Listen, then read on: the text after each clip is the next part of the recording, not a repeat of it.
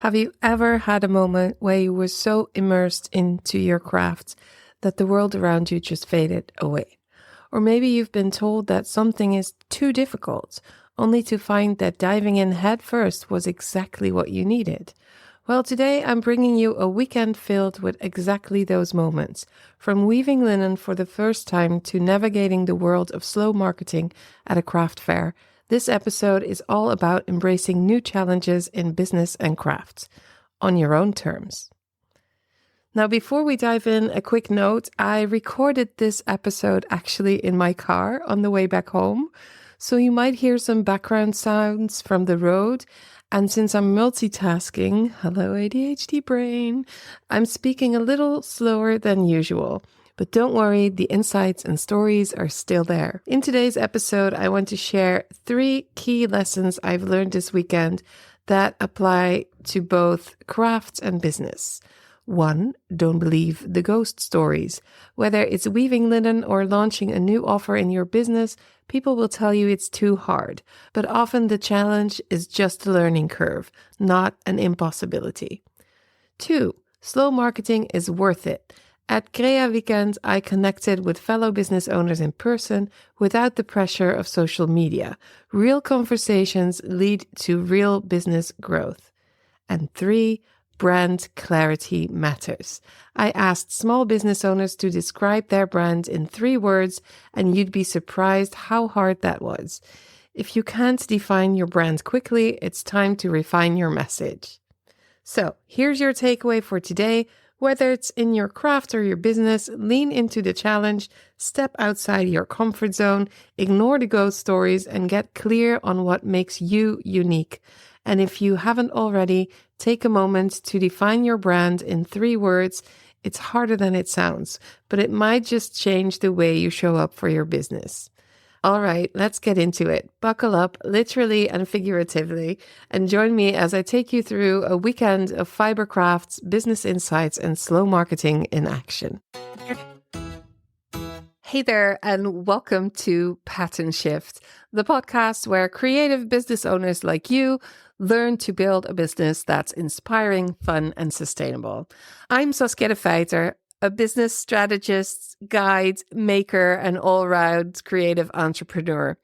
I help business owners in the needle and fiber craft world, just like you, navigate all those icky words, branding, marketing, and strategy in a way that actually works for your creative brain. Here we talk about everything from running a values-driven business to simplifying your marketing without burning out. Whether you're just starting out or looking to refine your business, you're in the right place. So settle in, grab a cup of tea, coffee, or, brug ladig, you do you, and let's get started. All right, so this is a little bit of a different recording. I'm actually in the car, but I did bring my microphone. So it's going to be interesting when I'm editing, because I'm going to have a lot of pauses as I'm shifting my focus. On the other hand, I am so much better at focusing while I'm doing something else. Hello, ADHD. So this is actually potentially a very good idea. Here we go. This weekend, I've had a very textile full weekend. On Saturday, I took a workshop with Eva Klee at Clay Handwoven in Amsterdam. I booked that workshop this summer, right after I came back from my course in Sweden, where I learned the whole process from flax to hand-spun linen.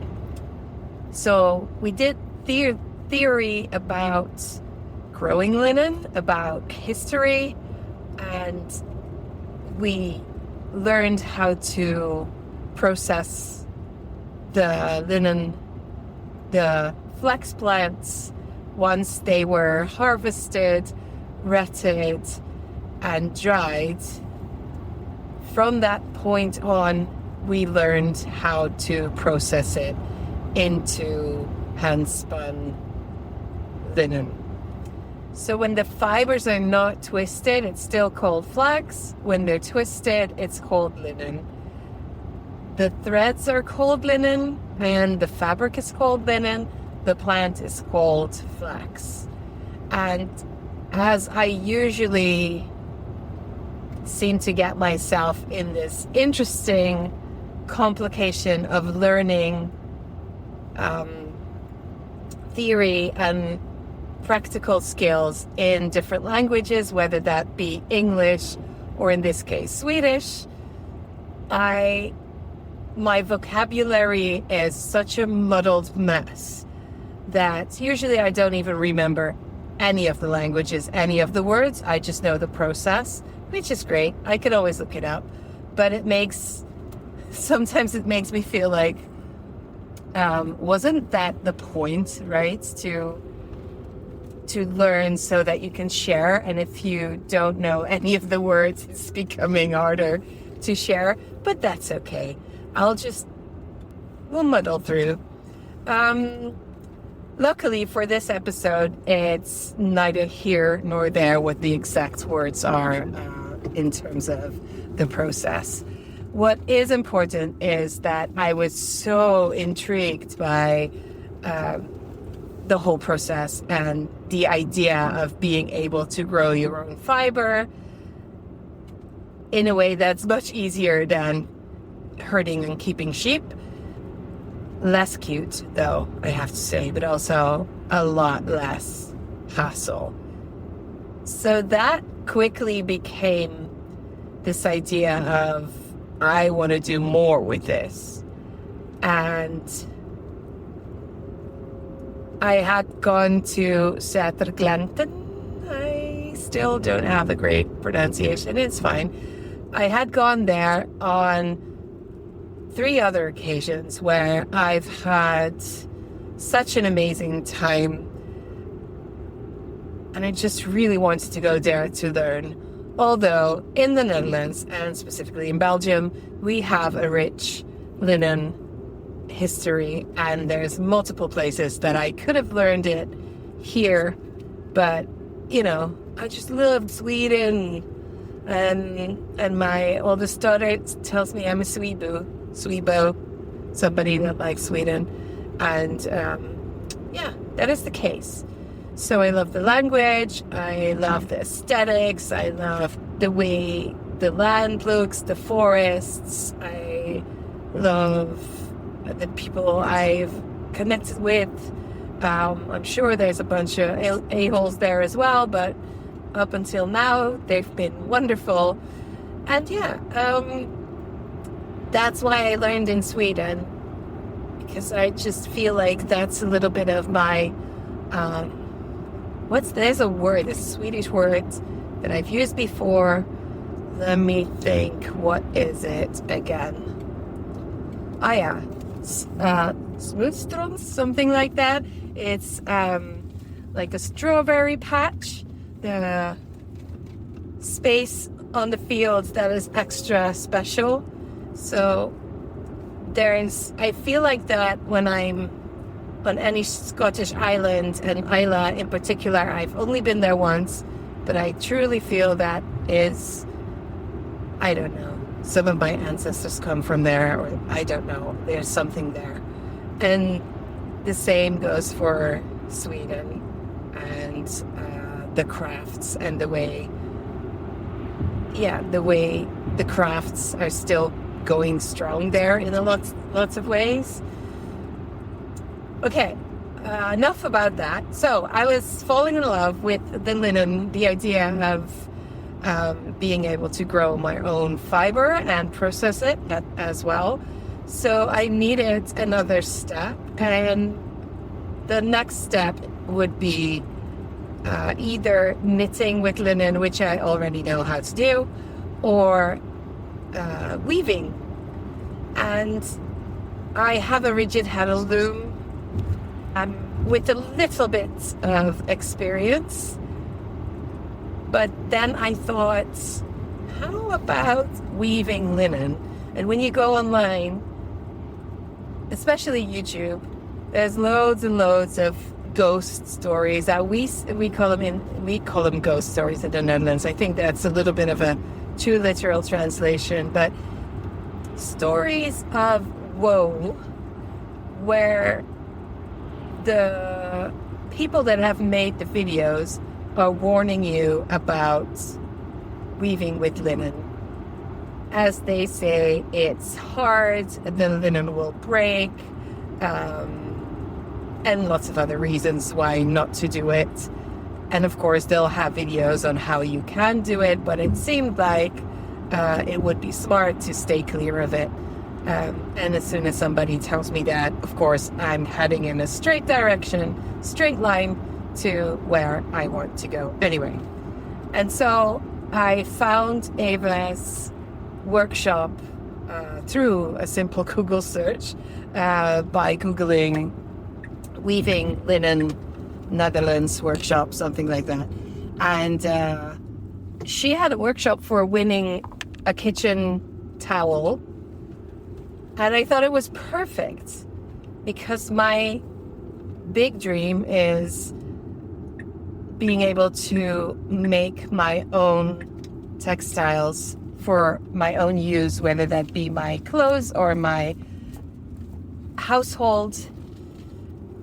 I want to make it all myself, or at least some of it. And so this was perfect.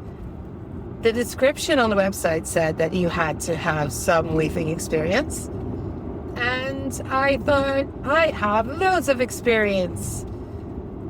I only kind of forgot that my experience was not necessarily in weaving as much as in preparation of the fiber and a whole bunch of other textile crafts. But I conveniently just piled them all up together, and my general sense was, I've got loads of experience, I'll do this. Which was hilariously when I found out, when I eventually months later got the email with the details for the workshop. And then I thought, let me check, wait, how well do you have to be able to weave? And then I checked, and it said some experience, but you know, what is some experience? So I reached out, and Eva was able to quickly put my mind at ease and say, listen, you're fine, you'll be fine. And I was. It was a wonderful, wonderful day with two other lovely ladies that had that were on different spots in the learning curve. I was definitely the biggest beginner, but it was fine. And from years of taking craft workshops, I have learned how to learn. And I've learned not to be too hard on myself. I've learned to make the most of the day in terms of gathering information, not so much having a perfect product at the end of it, letting that go a little bit. Hey there, small break. This is me, Saskia. You know me as a guide, mentor, and teacher, but I've also set off on a new adventure, coaching. And let me tell you, it's kind of magical. Coaching gets a bad rap sometimes, but when it's done right, it can be really transformational. I have so much great experience with it as a coachee, and as part of my coaching education, I'll soon need to do real coaching sessions, and it could be a really great opportunity for you to experience it at no or low cost. If you've ever been curious about working with me in this way, now's the time. So react to the show notes with a text or a voice note, or just send me an email. All the details are at patternshift.fm. And now let's get back to the episode.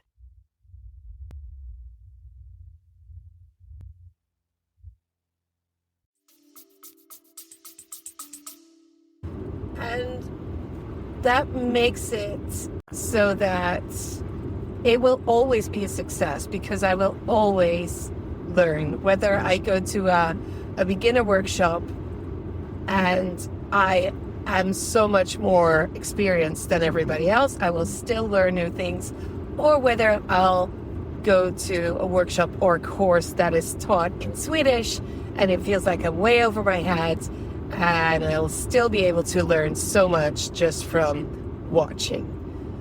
So yeah, that was amazing, and I managed to weave a dish towel and what's that called in English? A dishcloth, I would say.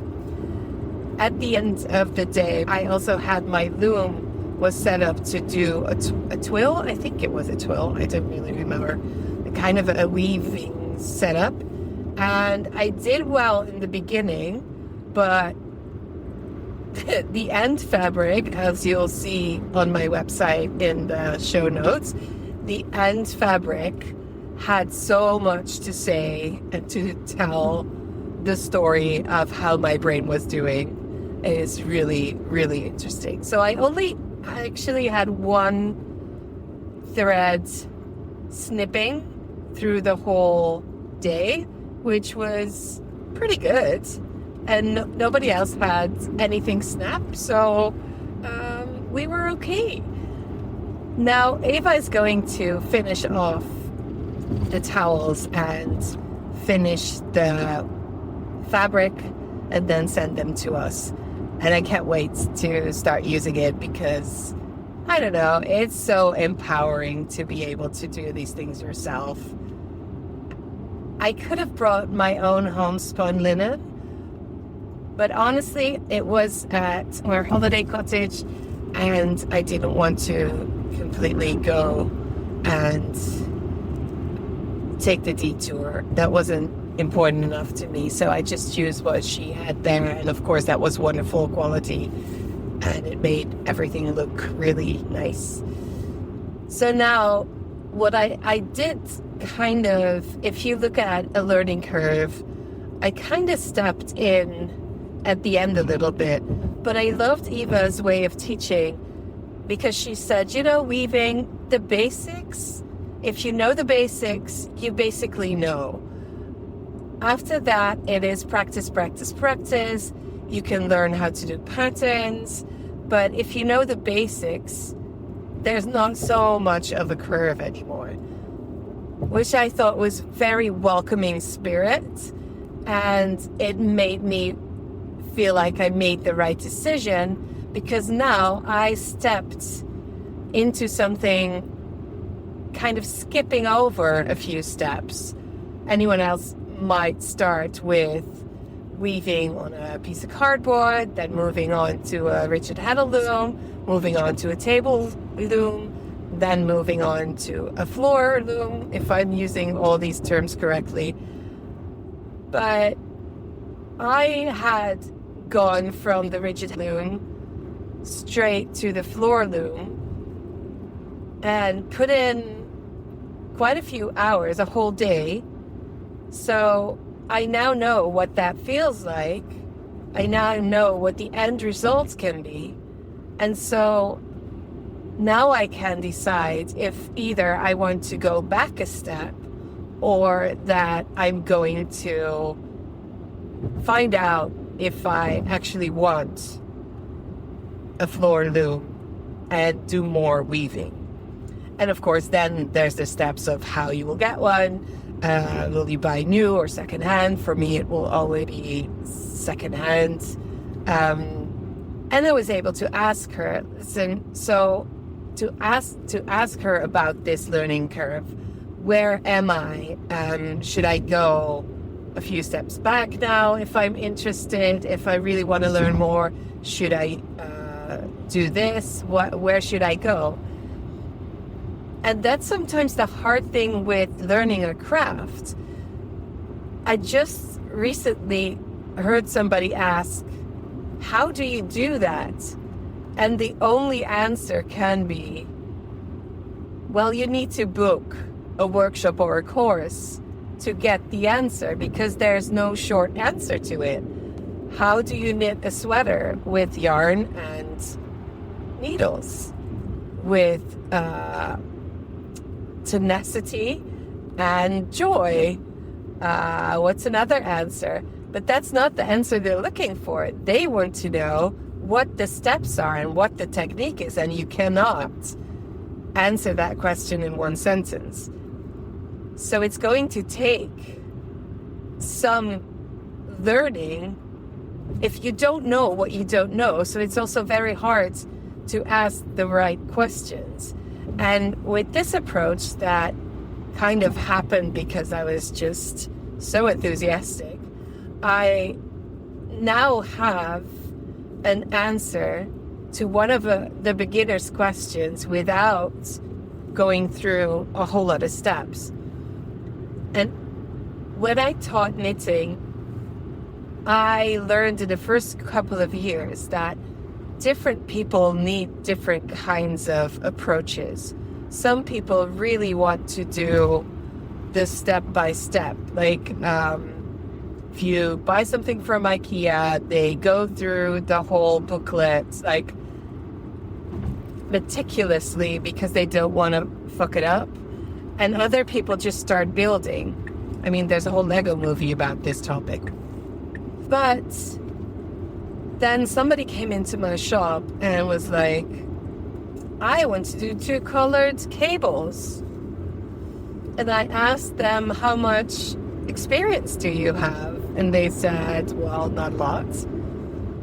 And at that point, I believed that they had to do the step-by-step.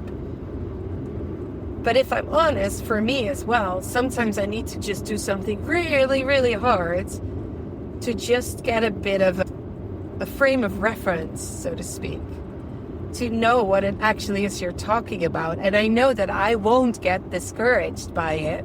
It will just show me how hard it is, and it will show me if I want to go a few steps back to really learn it or just move on. But for some people, they get discouraged, and they would have loved the whole process if they took it step by step. So it really depends on how you learn and how much effort you want to put in. And the more information you get about crafting in general, or I think that would be the same for cooking or something else, the more you will be able to kind of fill in the blanks in terms of how hard something will be, how much time you want to spend on it, how much you love it, or how much you will potentially love it. So there's that. I know from this workshop and from working with the material that I will potentially love to weave my own textiles very, very much. I had a couple of questions, but one big question for me was, will I be bored while I'm weaving? Sometimes if I'm spinning, I'll get bored. And I just want to pick up my phone and get a little bit of a dopamine hit. And that is not ideal. In theory, I want to be able to really lean into it and really enjoy the process. But the reality is that usually I do that for a while and then I want to do something else. So that's why I mix and match my crafts. One day I'll do some spinning, one day I'll do knitting, sewing. It's just really ADHD friendly to want to make your own wardrobe because you can do all the things at different times. But with weaving, it's quite a commitment. Like a floor loom is the size of a small bathroom. Well, really small, but not so much in European city terms. you could fit a shower and a toilet on the space where a floor linen goes, I guess. And that's a commitment in terms of space, in terms of money, of course, and also in terms of guilt, because it's not hidden in a drawer. So it's not one of those hobbies that you kind of feel shame around, and it's fine because you never think about it anymore anyway, like my lino printing and things like that, and my screen printing. I don't see that. It's in the cupboard. So yeah, I need to know if I'll get bored doing it. Well, I definitely wasn't bored. I think it was completely the other way around. My brain was so occupied doing things with my feet as well as my hands that I wasn't able to form any other thought. I was just so into it. And I imagine that once you get a rhythm going and get lots and lots of experience, that will probably change. Then you'll probably start doing other materials, other patterns. Like with handicraft, it's endless in how proficient and how good you can become and do hard things and all of that. So I'm not worried about that anymore. Then this week I also took the other step in making that whole plan reality, is that I signed up for one square meter of linen, a project that started in Sweden a couple of years ago. You sign up, you get seeds for 1 square meter of flax, actually. And then you'll receive all the information you need. Actually, what I learned in Sweden, the theory of how to grow it, how to process it. There will be a day where you process it together and you can use the tools, or you get information on how you can make those tools to do it yourself. Now, as we have a holiday cottage and some land around it, I have space. And they say it's not that hard to grow flax. So my mind was already kind of wandering through fields of flax. But I thought it might be a little bit more wise to start perhaps with 10 square meters this year. So I signed up and got some extra seeds. And the coming month, we're in March now, I think end of March or beginning of April is going to be the time where I start sowing the seeds of love and of flax. So that's a whole thing. And then hopefully, if I have time and other resources, I'll have linen ready to use, and or at least to save up a couple of years so that I, in the meantime, can save up and perhaps get a workshop or two extra and get better at weaving, and then I'll be able to grow and weave my own linen fabric. And that is not a promise, but it's a big wish and it's a goal. So we'll see how that goes. So that was Saturday. That was the my first weekend day, full of textile amazingness. And then on Sunday, I visited the Crea Weekend in Hardenberg, and which basically Crea is short for Creativity Weekend, which is a fairly new crafts fair market that runs over 3 days, Friday, Saturday, and Sunday, in the middle north, I guess, of the Netherlands. And it's covering different kinds of crafts. So not just needlecraft, there's also journaling, bullet journaling as well, and all sorts of other crafts that don't appeal to me and are not for me, but that's fine. What is amazing about this show is that every business owner that's there that I talk to are super enthusiastic about the way it is organized.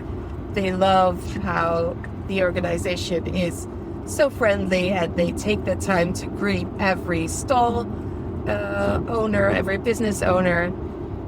It's very spacious, so no cramped alleys or pathways. The food is good. I mean, it's a pretty enjoyable space and place to be. I've helped out Lisette from Schaap en Draak a few occasions, also at this market, and this time I was there to do my own work, which I've probably talked to you about before. I've talked to you about this on numerous accounts, that I practice where I finally, now I'm just using a term for it, slow marketing. So social media has its place in that, but it's on the sidelines, very much to the sidelines. For me, I cannot convey what it is that I do, the person that I am, solely through social media, or for that matter, this podcast. I work with a lot of Dutch people, and my business has grown internationally, so I've always communicated in English when I'm online, but obviously in real life I speak Dutch.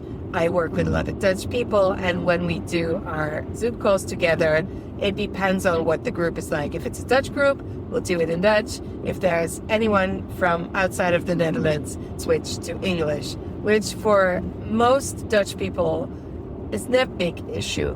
We all get taught English in school, and our lowest level of English is pretty darn good. I mean, yeah, I think my clients all speak amazingly English, and when there's ever a moment that we don't have a word for anything that we don't know, which happens to me a lot, we help each other out, and that's as simple as it is. So I'm there speaking Dutch, showing who I actually am, what I look like, how I speak when it's not edited. I can tell you there's different jokes, there's awkward moments, there's lots of stuff that doesn't make the podcast. But yeah, I was there to, let's just call it what it is. I was there to network and to talk to business owners in the field and ask them questions and see if they can use my help. And my slow marketing is very, very interesting because I have the help now of at least 2 ambassadors. My clients that are already in the business circle are spreading the word. They're telling people about the community and about our work together and how it has helped them to finally start their newsletter and actually enjoying it, or to move to a point of sale system, different things that they've now done that they weren't able to do before. So they're spreading the word. I'm meeting new people, but I'm returning to shows as well. So I'm reconnecting with people that I've met on other occasions. And so I'm gradually building connections with people. And I'm making sure that I learn from it. Because I spoke to, I think, 9 different small businesses on this occasion. And half of them I know are not interested in working with me, or a little bit less than half. But that's fine. I can still learn so much from them, And they can still spread the word. They can still talk to somebody else and say, hey, perhaps you can reach out to Saskia and ask if she can help you. Because, it's not for me or not at this point, but it might be something for you. So I was there at 10 o'clock. And I think I left at 2-ish. At which point I was exhausted. My back was hurting. I couldn't say full sentences anymore. Anything that came out of me either didn't make sense or was awkward.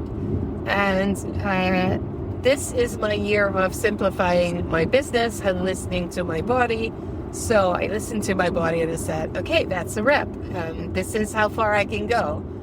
And so today I'm not so extremely tired as I could have been if I pushed myself to do more. And I hopefully said some good things and I left in time. Last time when I went to a market or fair, it's always so hard to decide which it is, festival, I interviewed a bunch of people. You can listen to the episode. It's a few episodes back. I interviewed small business owners, a lot less conversation, but the interviewing is much more draining for me. So because I already had a day of peopling in Amsterdam with the weaving workshop, I was tired. So I needed a way to connect to people that was fun, efficient, helpful, and leading somewhere in the future. So I thought of one question to ask everybody, just one question, not recording it.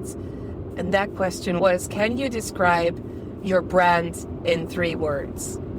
I asked this to 9 businesses, actually 7, because 2 of them are already in my community, but I was teasing them and testing them to see if they could do it any better than the rest, because they should be able to do it better. And they knew where I was going with it, which is a win. And they were a bit better as well. But when somebody asks you this question, you really should be able to quickly come up with something. Your brand and how it differs from somebody else should be something that quite easily drops out of your mouth. So being tired and just having that one question meant that what I did was I came up to them and I said either, hey, how are you doing? Nice to see you again. Or, hi, I am writing a blog post or making a podcast. I didn't actually know at the time which I was going to make, or maybe both. And I have just one question for you. Would you like to participate? And usually they would. I asked the question. They frowned, because that question is quite hard if you've never tried it before. And then with that information, I wrote the 3 words down on their business card, which gave me an opportunity to ask, do you have a business card? I can write it down so I can remember. And then when I have the blog post or the episode ready, I will let you know, and I'll get in touch with you. So that turned into quite a few interesting conversations. Some conversations were already kind of came from my ambassadors, and they just said, go and talk to her. And we immediately dove deep, and I spent some time talking to on 2 or 3 different occasions where I was spending quite a bit of time with these business owners, and had an amazing time getting to know them and figuring out that how they feel about coaching as people, even though I'm not an official coach yet. P.S. I started my education, and if you want to get coached by me in the future, I have a waiting list ready. You'll be waiting for a while, but because I'm learning, I'll probably need people to practice with, and those sessions will be either free or at a very low cost. So if you get on that waiting list, I'll have a group of people to work with, which is great, and you'll get some free or cheap coaching. So just look at the show notes for that. But people call me coach anyway, even if I don't call myself that. And some people started to share with me their experience with coaching and coaches, or their idea of it, so I could really debunk a lot of myths and be clear about what it is that I actually do now and what I will do in the future with coaching and how that's different. And that was amazing, because one of them had some pretty, hard questions, but they were very Dutch, like very no shame, just ask, just tell you what I think about it. And I enjoyed that so much, because that gives me the opportunity to be my truest self, because there's no point in me selling something about myself that is not true or is not real. If they have a different expectation and I sell it as if I could do that, or if I could be that, then that would be really sucky for me at one point, because that's not what I do. So I have to be super, super honest. And one of the things with that is my community at this moment is quite small, and that could not be a great selling point for people. But I know why it is small, and I can explain why.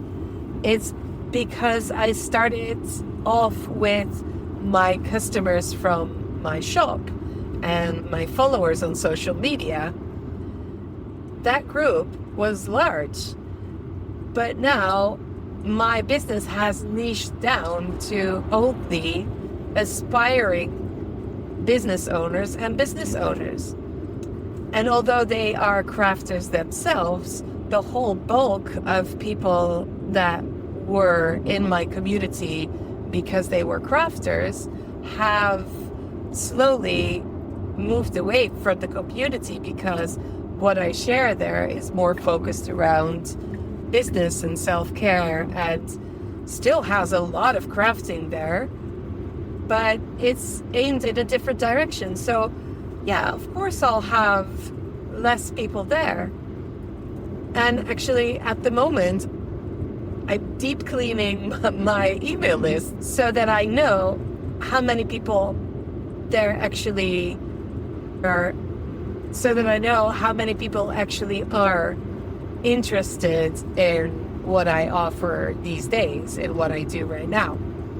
So being able to talk to people and being yourself and being clear so that they know what they can expect and you know what you can expect, and you actually can kind of figure out if you actually want to work with this person or not, because that sometimes is so important as well.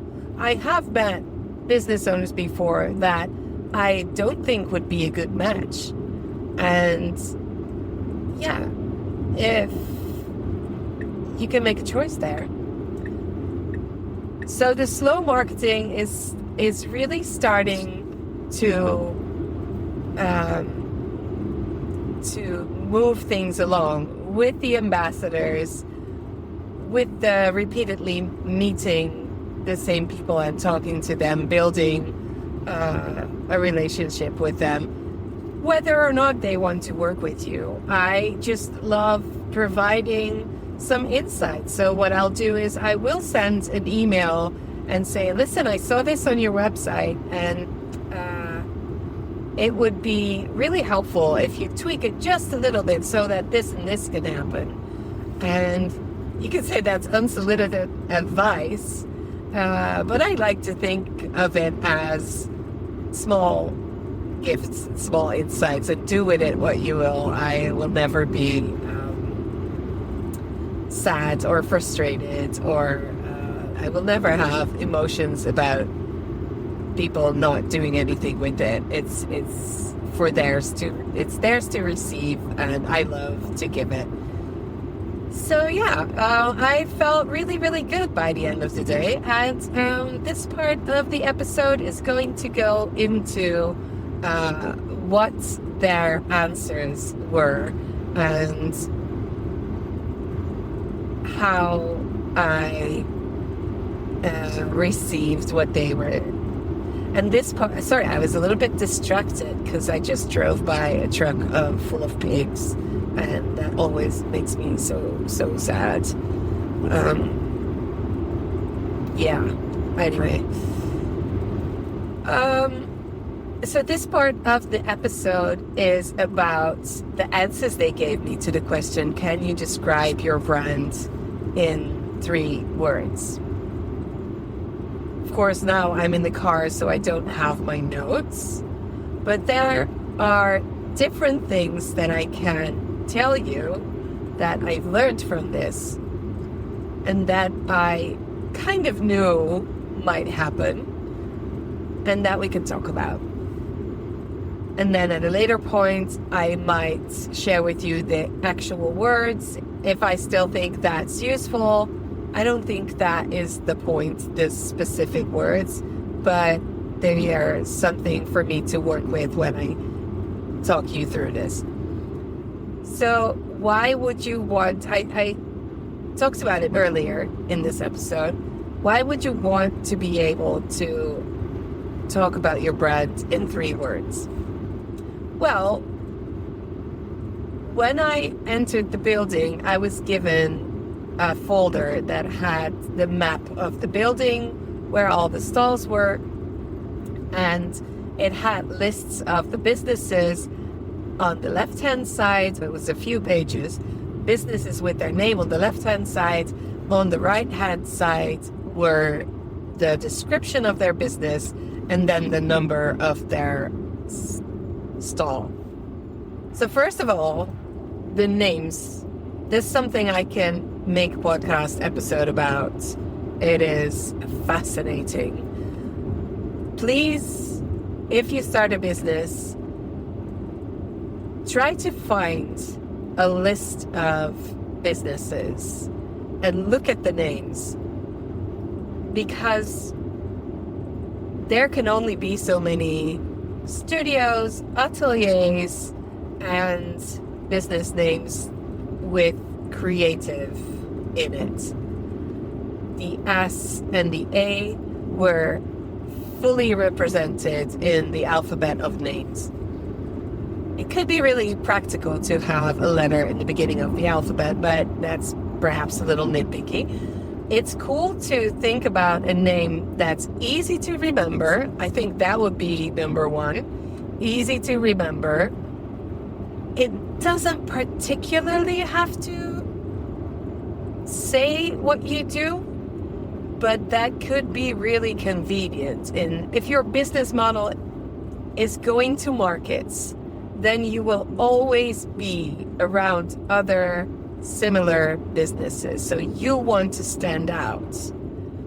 If your business model is sell my yarn only at elderly people's homes in a van that I drive up to different elderly people's homes, which is completely a great idea, I think. So go ahead, do that. Then your name is not so important. If it's good that it's easy to type, that you can find a website, that you can actually Google it. The business names that have letters for 2 and for 4 use a Z instead of an S. Those are just so frustrating to Google and to find anything. Stay away from that, I would say. Perhaps I should do a whole episode about this. Anyway, I thought it was really interesting to see all the names. Some of the names are very similar, and I did make a mistake of saying the different name to a business owner for the other business that had a similar name. So that can happen. Then the 3 words on the next to the names, they all had to give the organizer a sentence of what their business is or does or what it sells. And of course you can say, I sell hand-dyed yarn or colorful hand-dyed yarns. There'll probably be a whole bunch of other descriptions just like that. It's not wrong because it's clear, and if people are kind of scrolling, old-fashioned scrolling with their eyes through the list, they will know what you do, and that's the point. But you also want to stand out. So we're coming back to the 3 words. How are you different from the other? Let's stick with the indie dyers. How are you different from the others? What makes you stand out? If you have a pretty large collection of plaid-dyed yarns, that's a unique selling point. That's something very specific. You don't see that a lot.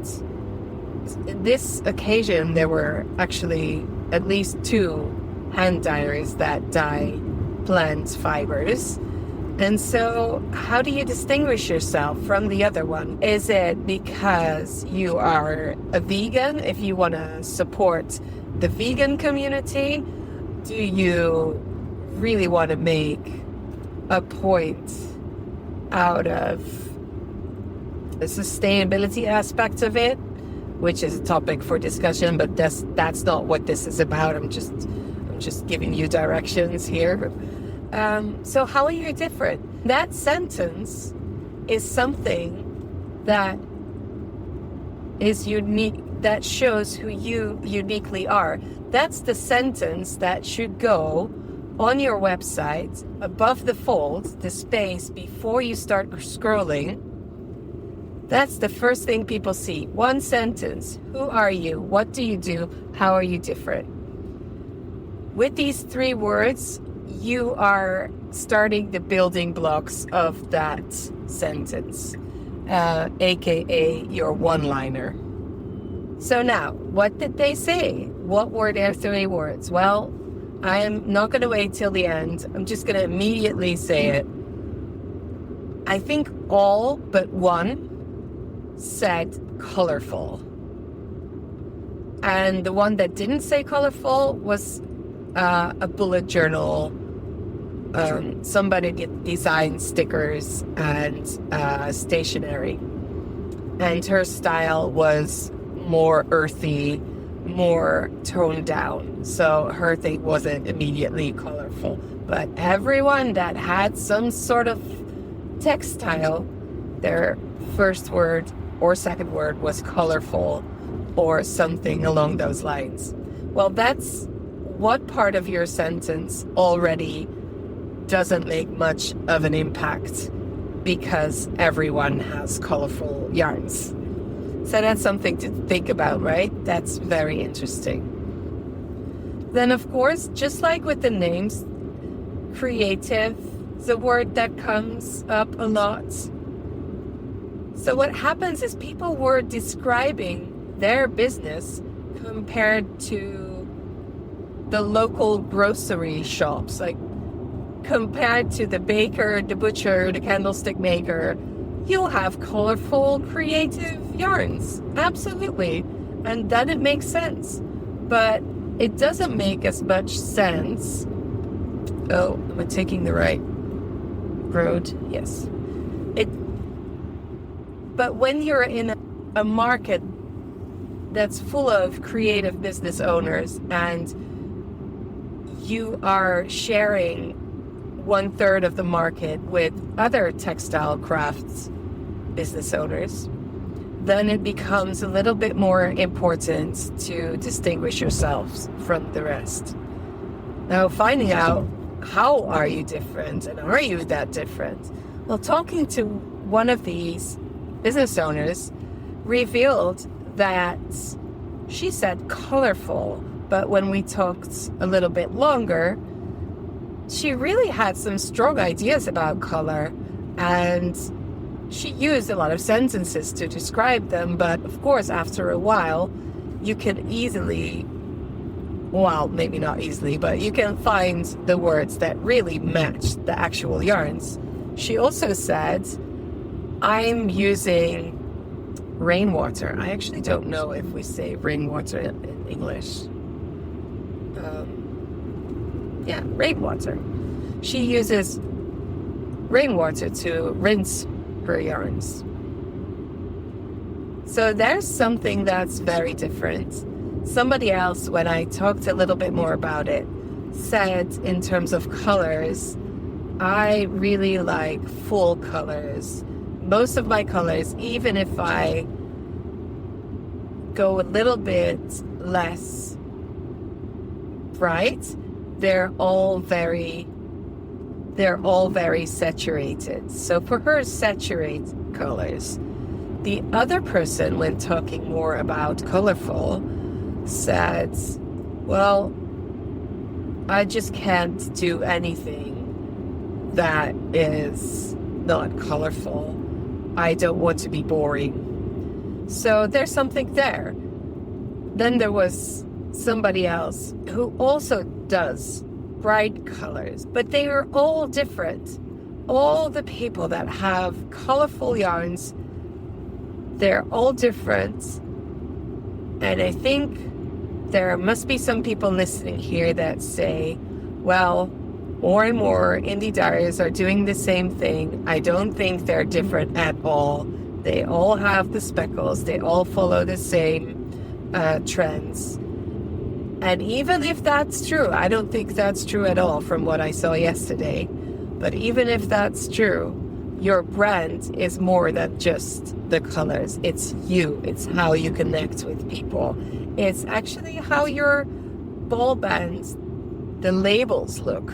It's more than just the product. It's the whole experience of how you connect with your customer after the market is over. Will you be ready to sell them more of the same thing right away? Will you be open for business and open for questions right away? All those kinds of things are what makes your brand. And so taking some time and really figuring out who you are as a person and what your brand is, because this is where this story comes in really nicely. I reconnected with one of the business owners that was in the last interview episode. And I asked her the same question. And she said, my God, that's so hard. And she came up with not 3 words, but a sentence that was 3 words. And it was so genius. This was specifically what I meant. So because it was so smart, I was not going to mention the names with the specific examples, but this was kind of brilliant. She said, dit ben ik, which means this is me. 3 words that describe her brand. And although that wouldn't work as a sentence because that doesn't tell you anything about what kind of products she has, it does tell you a little bit about what her work means to her and how much she puts into it. It really brings across a message. And it's not the end of the exercise, but I thought it was so creative. Her brand also, her brand name also reflects that. It's called Ik, in Dutch. Translating freely, loosely means, what would I translate that like? Just me, or me here. If you would use it in a sentence, it would be, if you would say, who wants to come? In Dutch, you would say, ikke, me. So that's her brand name. Her 3 words were, this is me. And that all tied together into one thing. And as I said, of course, that's not really a one-liner, but for the sake of this exercise, it was really well done. Someone else also said something along the lines of, they mentioned their name, and their name is also in their brand. So that was on the same kind of line of thinking. What I wanted to do with this exercise is give people a notion of what branding actually is. and how you could use it to your advantage, doing some work to figure out how are you different from the rest. Because there's a bunch of indie dyers on each market that you will be at. Even if it's a more general creative market, there's a bunch of other people. And what you actually want to do is build a business and a brand that people can distinguish immediately from the others. They know your name, they know your brand name. That's also two different things. It's very important. Lots of business cards did not have the name of the owner, and I had to look it up. And then it's also not always very clear on their websites. So your business card you give to people to connect with you and your business. So your name really should be on there. I got so much from a few hours at this market. Coming back home, taking the business cards, the 3 names that they have, then going to their websites and their Instagram accounts, seeing how they're building their brand, if things are connected to each other. If I was a person that saw them at the market, was back at home, remembered something about them, and then trying to get back in touch to either get more of the same yarn, because now I know that I want to make a whole sweater instead of just a hat with that beautiful yarn. And I do want to spend money on it because, in fact, I loved it so much I couldn't sleep. And then the web shop is closed because they're counted the yarn because they don't have a POS system set up. And that makes sense. And as a customer, you can really understand why they do it. But that means that you have to come back at another moment. And will you be able to do it? Will you remember it? Will you even want to? So making the whole process of connecting with you, whether it is for buying or for just talking to you and building a relationship, well, you should really make that process very easy on the customer. So they come home, go to your website, they should be able to sign up for your newsletter before they even scroll down to the bottom of your page. So you should have a newsletter, because they can follow you on Instagram, but they will miss half of what you post. And you won't be able to build a relationship as good as you would if you had them on an email list. Talked about the email list a lot of times before. Actually, the last episode was all about lists, so go ahead and listen to that if you want to learn more. So just another small story from one of the business owners I talked to, not completely in the field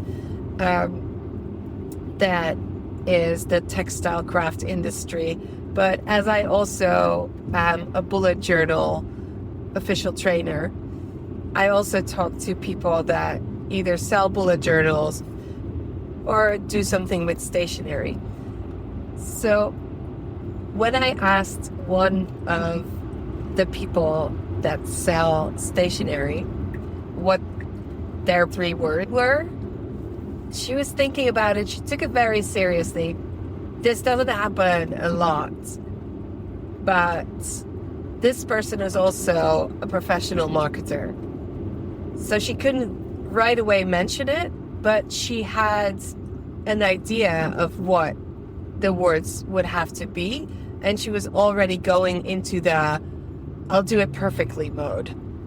So she was finding the exact right words, and that took her a little bit of time, but not all that long.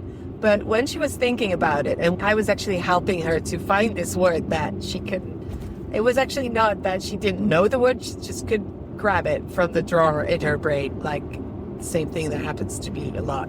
So you know what it is, you just can't find it. Very professional looking. The whole brand looked spotless, amazing.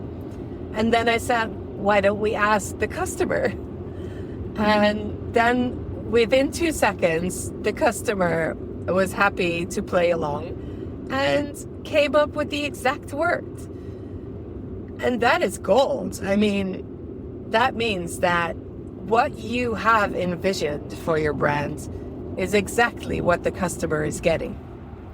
And that's where you need to connect and talk to your clients, your customers, your audience, and figure out, how do they see you? How do they see your brand? Does it match with what you have in your head?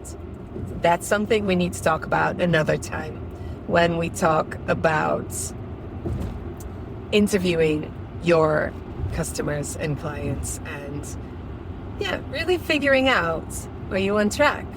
And how can you help them to the best of your abilities?